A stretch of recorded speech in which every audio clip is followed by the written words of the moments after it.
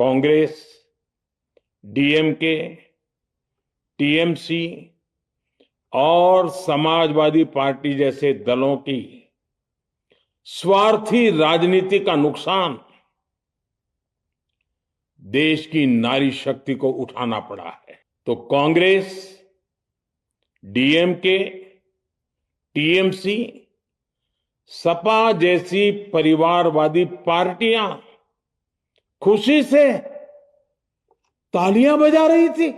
देश की नारी जब भी अपने क्षेत्र में इन नेताओं को देखेगी तो वो याद करेगी कि इन्हीं लोगों ने संसद में महिला आरक्षण को रोकने का जश्न मनाया था।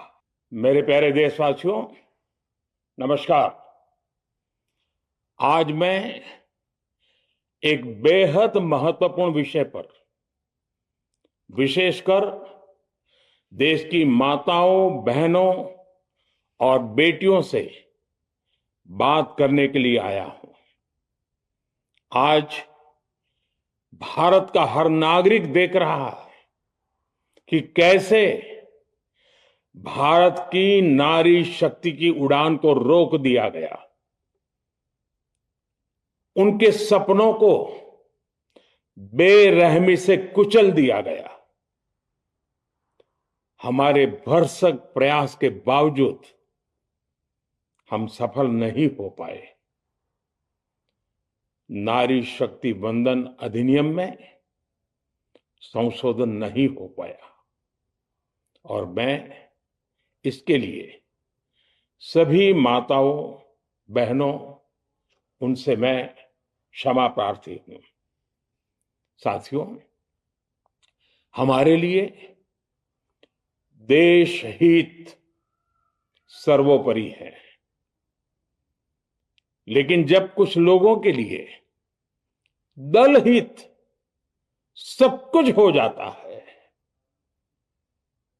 दल हित देश हित से बड़ा हो जाता है, तो नारी शक्ति को, देश हित को इसका खामियाजा उठाना पड़ता है।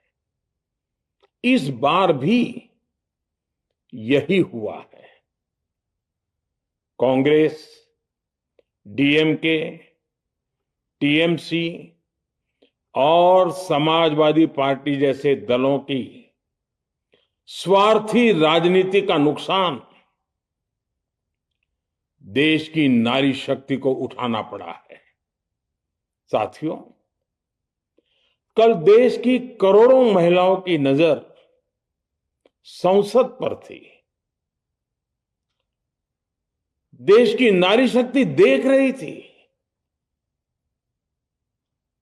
मुझे भी ये देखकर बहुत दुख हुआ कि जब ये नारी हित का प्रस्ताव गिरा तो कांग्रेस, डीएमके, टीएमसी, सपा जैसी परिवारवादी पार्टियां खुशी से तालियां बजा रही थी। महिलाओं से उनके अधिकार छीनकर ये लोग मेजें थपथपा रहे थे। उन्होंने जो किया वो केवल टेबल पर थाप नहीं थी, वो नारी के स्वाभिमान पर, उसके आत्मसम्मान पर चोट थी।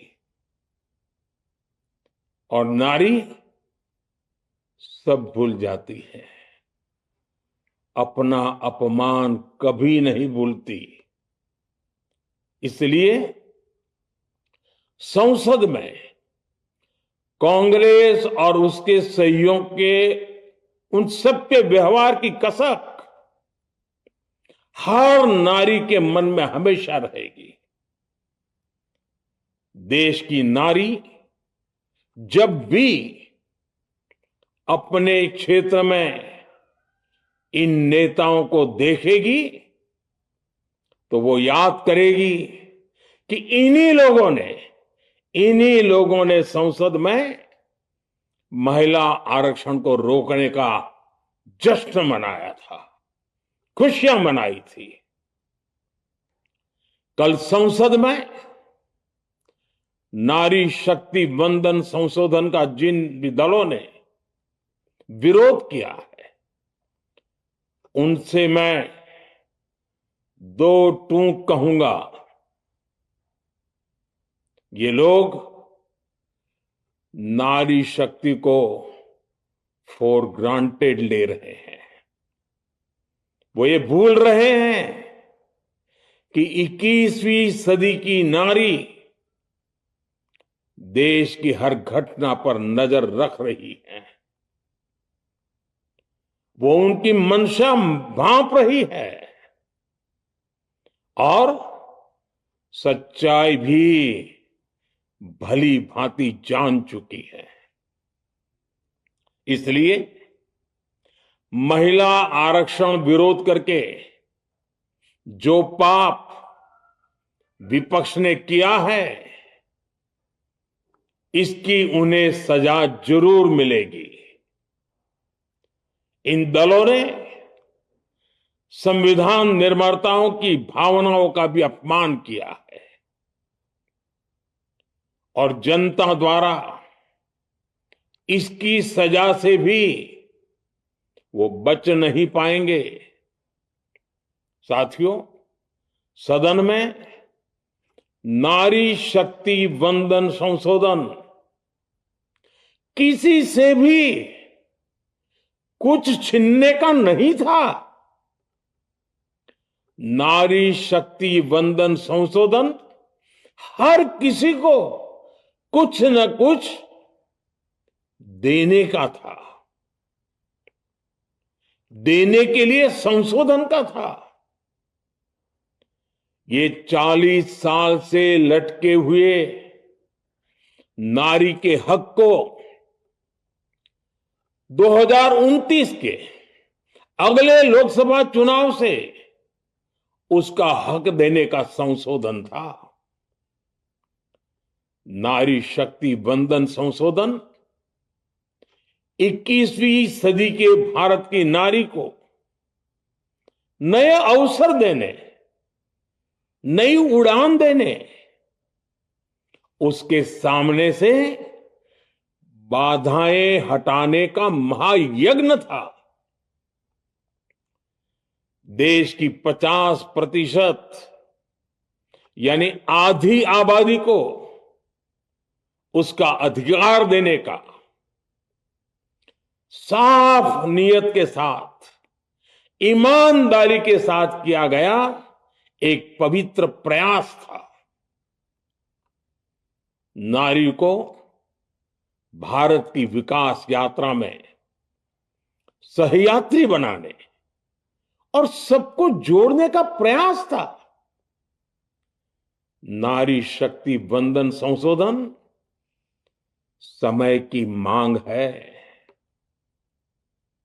नारी शक्ति वंदन संशोधन उत्तर, दक्षिण, पूरब, पश्चिम सभी राज्यों की, हर राज्य की शक्ति में समान वृद्धि का प्रयास था। ये संसद में सभी राज्यों की आवाज को अधिक शक्ति देने का प्रयास था।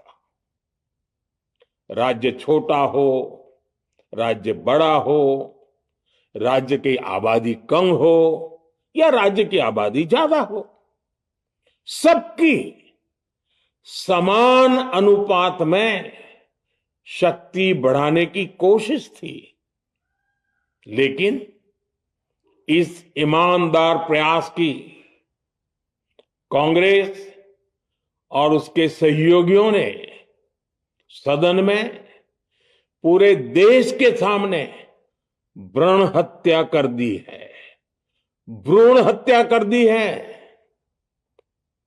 ये Congress, TMC, Samajwadi party, DMK जैसे दल इस भ्रूण हत्या के गुनहगार हैं।